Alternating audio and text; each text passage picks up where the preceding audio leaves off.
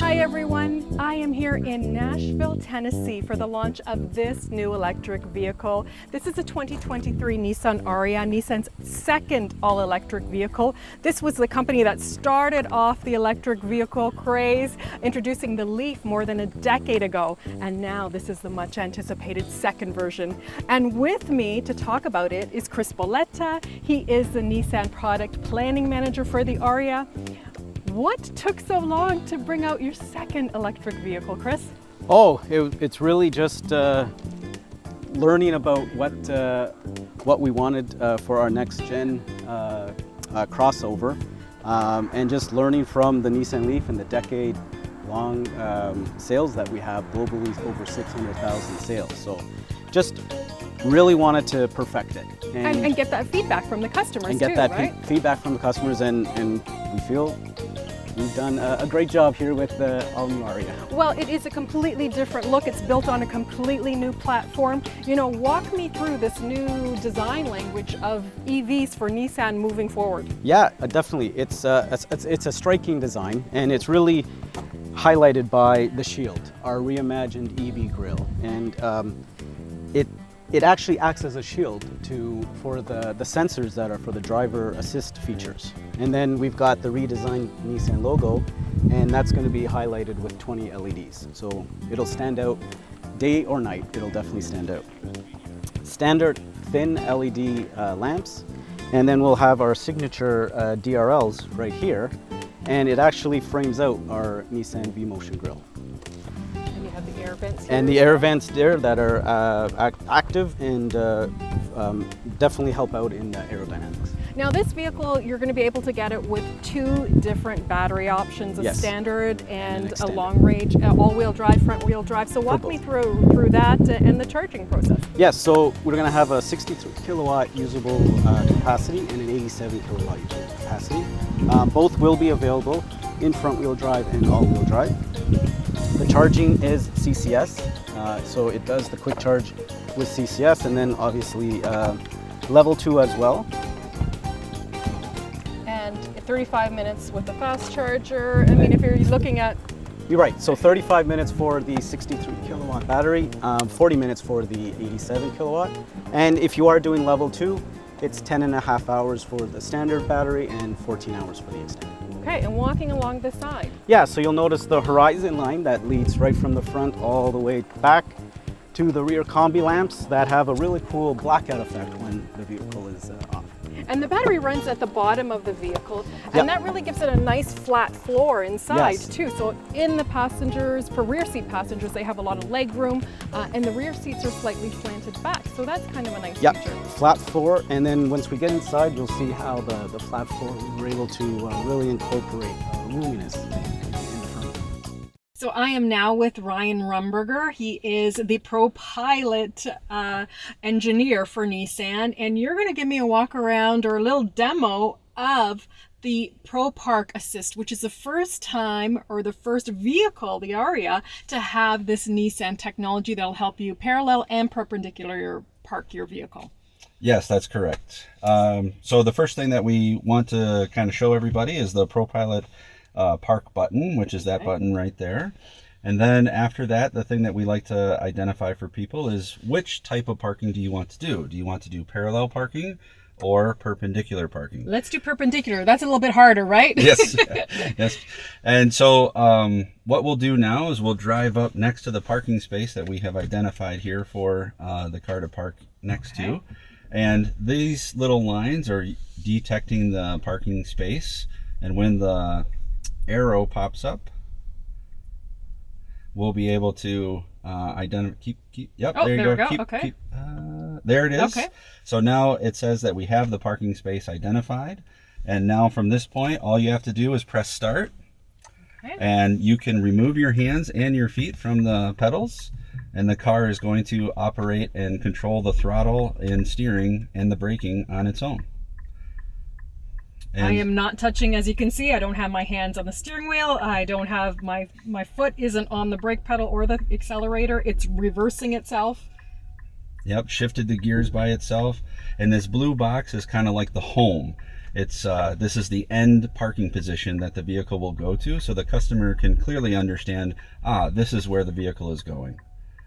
And once it comes to a complete stop, it will turn on the parking brake, turn off the turn signal, and put the vehicle into park on its own. So all you have to do is shut down the car and exit. Wow, that's impressive. About what, 45 seconds or so, and got it right on the first try. It's a pretty powerful system. Thanks, Ryan. Well, the first thing you notice when you sit inside is look at all this space that you have in the front, because you don't have a transmission tunnel, you don't have the HVAC system here. Yes, we were able to move the HVAC components under the hood to give this roominess and spaciousness for the driver and the passenger. So no front trunk. No front trunk, but we've got the space here for the driver and passenger. Yeah. And the screen, do you have a dual screen system? Dual up the front 12-inch here? screens, yep, and haptic controls down here for the HVAC. And you have some pretty cool little features. Yes, the innovative features. So we have the power console that moves up and back, so really good for the driver to be comfortable. We also have I like this. center storage box for storage, but also when you're charging, go like that, put your laptop down, you can move the tray all the way back, and now you can angle yourself. You do a little work while you're charging. While you're on the road, and then I push another Not when you're button to driving. close it. Yeah. And here you have all the information about driving with your electric motor, your range, percentage of battery. It also has a e-step button. Yes. Kind of like a one-pedal For driving system. regenerative braking, yep. So similar to the one pedal, this will guide you to a rolling stop, and then you do have to apply the brake for a full stop. Now, why did you decide to go with that version as opposed to the Nissan Leaf, where it will stop itself? Yeah, it just based on customer feedback, and we do see that the Ariya is going to transition people that are in ICE vehicles into EVs. And it's more about familiarity and how they'll feel comfortable in driving an EV. And this also has a lot of safety features in this vehicle, typical of Nissan. So what Yes. do we have? A whole gamut of... Yes, so we have Safety Shield 360 standard. We have Pro Pilot Assist with NaviLink standard. So that is hands-on driving assist. And then also we have a Nissan First Pro Pilot Park. Right, it is the first time that you've had this on a Nissan vehicle, Yes. so this will be fun. Yes, it will. Thanks, Chris. Awesome, thank you very much. Now the Ariya can come with either front-wheel drive or all-wheel drive, and it has either about 63 kilowatt hours of battery pack, which is standard, that's usable, or you can get a longer range for about 87 kilowatt hours of usable battery pack. The vehicle I'm driving here is the front-wheel drive version with the longer battery pack. It has a range of about 485 to 90 kilometers of electric range. Horsepower is around 238 and about 221 foot-pound of torque. When you're driving this vehicle, it feels very smooth. It is heavy though, and it is big, but it is really quiet. There's little noise or vibration inside the cabin, and it is really quite comfortable. It does have this button here that is basically a button that acts like one pedal driving, but it's different from the Nissan Leaf. With this vehicle, once you take your foot off of the pedal, it will actually slow down automatically, but it won't bring the vehicle to a complete stop, as is the case with the Leaf. I kind of like that, but Nissan says they're trying to do a different version here that, more people, average people and consumers would get used to doing, to get used to that feeling of still applying the brake. Some Nissan Leaf owners might not like that transition because it takes some time getting used to. But that is really nice because what it does is it gives you extra range.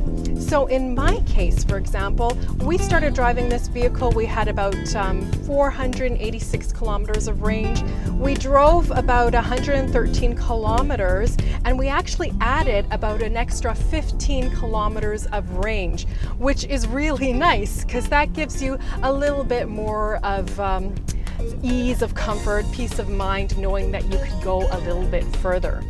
Now when it comes to charging, you can do the fast charger, which will take about 35 minutes to 40 minutes if you have a longer range battery. Or you could go the old-fashioned route. This is the route that has will allow you to go about 10 to 14 hours to charge. So it'll be a little bit more time consuming. It has a lot of technology in this vehicle as well, including a personal assistant. So you can say, "Hey Nissan, please say or select a command. Lower the temperature." Lower the temperature by 2 degrees Celsius. So it actually lowered the temperature for me. I don't have to fiddle with finding any special buttons for it, because inside this vehicle there are just basically haptic switches here. There aren't any dials, buttons that other than the volume here. So it can be kind of confusing to find things fast, but if you have that personal assistant, it helps you access it fast. There's also Amazon Alexa here. There is wireless Apple CarPlay, wired Android Auto for now, and then a lot of neat little gadgets in here as well that we saw, the consoles that move, that make it a little bit more comfortable. Overall, it's a nice vehicle. It follows in the footsteps of the Leaf, but it is better because it's larger, it's more practical, and of course, though, it is a little bit more expensive. Starting price on this is around $52,000, and it goes all the way up to $70,000, which is a little bit on the high side compared to some competitors. And the vehicle we have here with the front-wheel drive version is about $65,000. This will come to Canada later this year, starting with the front-wheel drive version, and then we'll see the all-wheel drive version coming out early next year. Thanks for watching Moto Ragazza. Please comment, like, and subscribe to my channel. Ciao, ciao.